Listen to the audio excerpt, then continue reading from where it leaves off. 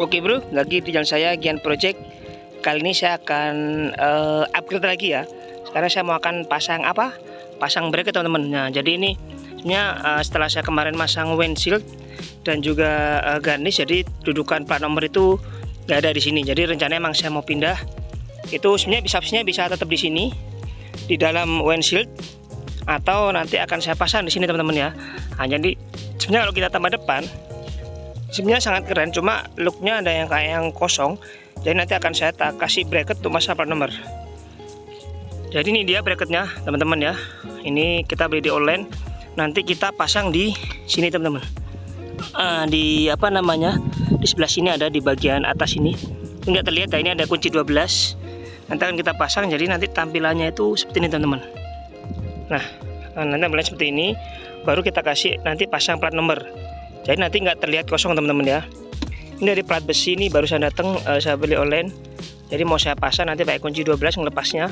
Sebenarnya ada dua yang jenisnya, ada yang terpasang di baut lampu, ada juga yang ternyata di rangkanya. Ini saya beli yang di rangkanya teman-teman, biar lebih kuat dan juga lebih kokoh. Jadi sebenarnya simple aja seperti ini. Oke, nanti akan saya upgrade after pemasangan. Oke teman-teman. Nah, ini dia penampakannya bro ya, setelah kemarin saya pasang. Jadi kemarin saya coba pasang sendiri nih. Jadi masangannya itu di dalam, pas di apa namanya, mungkin nggak terlalu terlihat ya. Di sini tuh ada apa namanya, ini ada baut ukuran apa 12. Jadi nanti pakai kunci Inggris atau kunci pas ukuran 12. Ternyata ini susah banget, karena mungkin karena baru, jadi apa namanya ya, bautnya itu keras, kencang banget lah ya untuk buat muternya. Jadi saya terpaksa bawa ke bengkel, jadi nggak bisa saya pasang sendiri. Itu pun di bengkel pun juga cukup effort ya. Jadi pakai dua kunci langsung dibuka. Jadi saya dibuka, jadi penampakan seperti ini. Jadi ini kokoh banget nih ya. Ini juga pas banget di apa namanya, di body, sedikit lah, jadi pas lah. Jadi penampakannya itu nggak miring ya. Jadi emang kelihatannya miring, tapi pas tadi pasang itu nggak miring. Nah, nanti kita akan pasang plat frameless yang kayak di video saya sebelumnya, saya pasang di plat belakang. Jadi ini penampakannya juga biar nggak terlalu kosong ya bagian depannya ya. Nah, jadi penampakannya seperti ini teman-teman tuh. Jadi biar nggak terlalu kosong bagian depannya. Dan kalau kita lihat bagian dari deket sini itu masih ada kabel untuk rem cakram bagian depan. Jadi nanti itu akan ketutupan sama si plat nomornya after kita pasang. Oke, nanti saya akan pasang ini plat frameless ya, seperti ini. Nanti kita pasang di sini.